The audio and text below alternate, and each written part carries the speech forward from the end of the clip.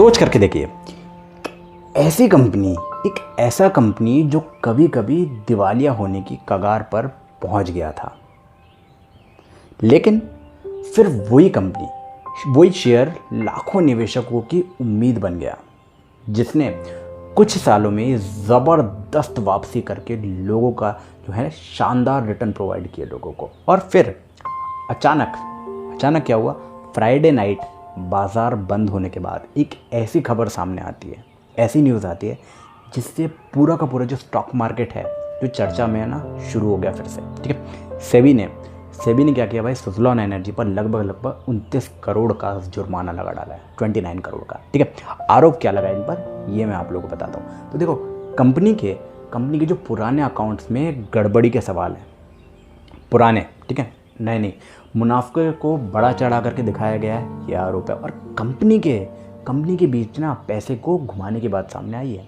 अब सबसे बड़ा सवाल कि क्या ये सिर्फ पुरानी फाइल का मामला है या फिर अभी भी वो गड़बड़ी है।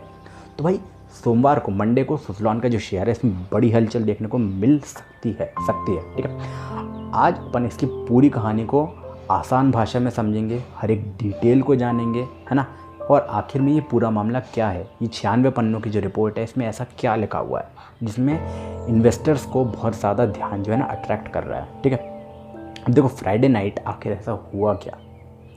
29 मई 2026 मार्केट बंद हो चुका था। ठीक है, और तभी सेबी ने सुज़लॉन एनर्जी के लेकर के ना एक बड़ा आदेश जारी किया रात में। इस आदेश में सिर्फ और सिर्फ कंपनी नहीं है, बल्कि कंपनी के कई पुराने और बड़े अधिकारियों के नाम शामिल हैं, पुराने। ठीक है, सेबी ने क्या कहा, सेबी ने कहा कि भाई सुज़लॉन एनर्जी पर 15.95 करोड़, ठीक है, विनोद टंटी पर 5.75 करोड़, गिरीश टंटी पर 5.45 करोड़ और फॉर्मर CFO कीर्ति जी पर 1.5 करोड़, राइट।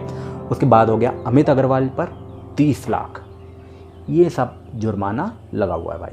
ठीक है, यानी कि कुल मिलाकर के करीब 29 करोड़, 29 करोड़। लेकिन असली में जो कहानी है ना, जुर्माने की रकम की नहीं है। ठीक है, मैं जो बता रहा हूँ कि वो वजह क्या है इसकी। ठीक है, जिसकी वजह से यार सेबी ने इतना बड़ा जो है ना कदम उठाना पड़ रहा है। ठीक है, तो मामला आज का नहीं है, 12 साल पुराना है। तो 12 साल पहले चलते हैं। सबसे पहले एक बात अपन साफ कर लेते हैं, ये कोई भी नया घोटाला तो देखो नहीं है। ठीक है, पुराना है ये मामला, आज के पिछले साल का भी नहीं है। ठीक है, सेबी ने जिन ट्रांजैक्शंस पर जांच कर रहा था ना सेबी, वो साल था 2014 का।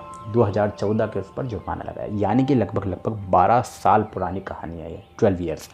अब सवाल ये उठता है कि अगर मामला इतना पुराना था, इतना ज़्यादा पुराना था, तो फिर आज अचानक से भाई कार्रवाई क्यों हुई है, क्यों जग गया आज। यहीं से कहानी जो है ना एक दिलचस्प हो जाती है। तो इसके बारे में जानिए, क्योंकि जांच में जो बातें सामने आई है, उन्होंने सेबी को ये मामले में मानने पर मजबूर कर दिया कि कुछ वित्तीय आंकड़ों में वास्तविक स्थिति से अलग तस्वीर दिखा रहे हैं ये लोग। ठीक है, देखो 77 करोड़ का जो बिजनेस है उसको लेकर के जो डील हुई है वो 2000 करोड़ की हुई है। तो देखते हैं उसके बारे में क्या है, मैं आप लोगों को पूरी बात बताता हूँ। विवाद की जो जड़ है उसको समझिए आप। 2014 में सुज़लॉन ने अपने OMS यानी कि ऑपरेशंस एंड मेंटेनेंस सर्विस हो गया, उसका जो बिज़नेस है, ठीक है, अपनी एक ही ग्रुप की कंपनी SGSL को ट्रांसफ़र कर दिया, राइट। सेबी के मुताबिक इस बिजनेस की जो बुक वैल्यू है करीब 77 करोड़ थी, 77। लेकिन जो डील दिखाई गई है ना, वो कितनी दिखाई गई है, 2000 करोड़ की, राइट। यहीं से जो सवाल है खड़े हो जाते हैं अपने सामने, क्योंकि ये डील के बाद कंपनी ने अपने अकाउंट्स में लगभग 1923 करोड़ का जो प्रॉफिट है ना वो शो किया है। और इसी प्रॉफिट ने कंपनी की जो नेट वर्थ है उसमें काफ़ी मजबूत कर दिखाया था। ठीक है, लेकिन क्या ये प्रॉफिट वास्तविक में था या सिर्फ और सिर्फ काउंटिंग एंट्री की वजह से दिखाई दे रहा था। सेबी की जांच का जो बड़ा हिस्सा है ना वो इसी सवाल के आसपास घूमता है। तो ये सवाल अपन लोगों को जानना बहुत ज़्यादा ज़रूरी है। 1300 करोड़ का जो खेल है ना, ये क्या था, इसके बारे में मैं आप लोगों को बताता हूँ, है ना। एंड ये वो हिस्सा है जिसका सबसे ज़्यादा जिक्र हो रहा है, सबसे ज़्यादा इम्पोर्टेंस हो रही है। तो देखो, सेबी का आरोप है 2000 करोड़ के जो भुगतान है, इस पर एक बड़ा हिस्सा सीधे तौर पर नहीं आया, ठीक है, डायरेक्टली नहीं आया। रिपोर्ट के अकॉर्डिंग करीब 1300 करोड़ का जो पैसा है समूह के अलग अलग कंपनियों के बीच में घूमता रहा है, ठीक है। इस कंपनी ने दिया, इससे ये कंपनी, वो कंपनी, बाद में वापस आ गया।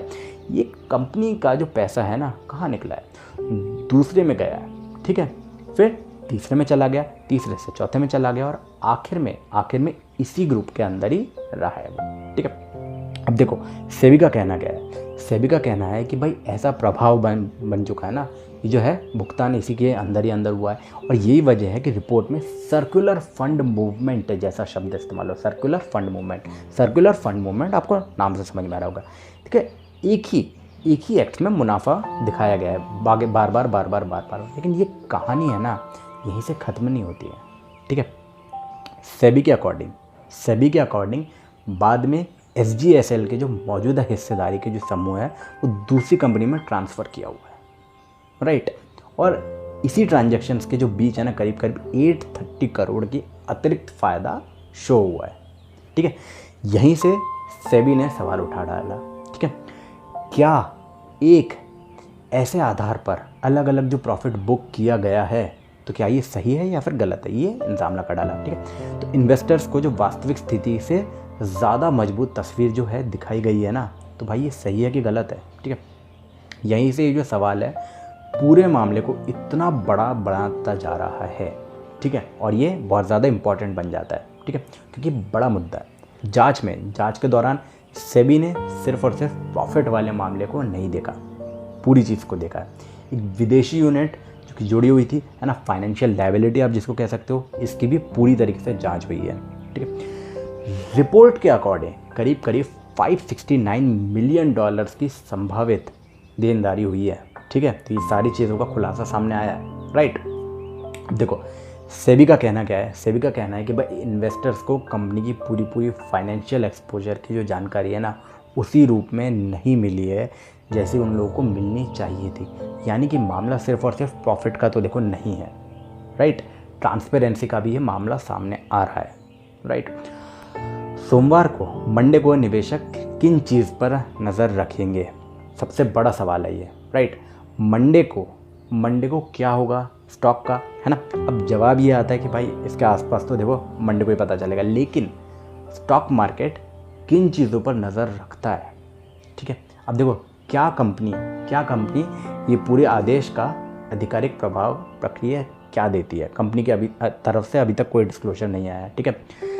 कॉन्स्टिट्यूशनल यानी कि कानूनी क्या चुनौती कहती है, ठीक है। बड़े जो इन्वेस्टर्स हैं, उनके फंड हाउस है, इस जो न्यूज़ है उसको लेकर के कितने गंभीरता से लेते हैं एंड उस पर क्या एक्शन लेते हैं। मार्केट का हिस्टोरिकल इशू क्या मूवमेंट होता है, ठीक है, क्या वो इस चीज़ को मानते हैं, क्या नहीं मानते हैं, क्या कंसर्न में जाते हैं, ठीक है, सारी चीज़ें इंपॉर्टेंट है।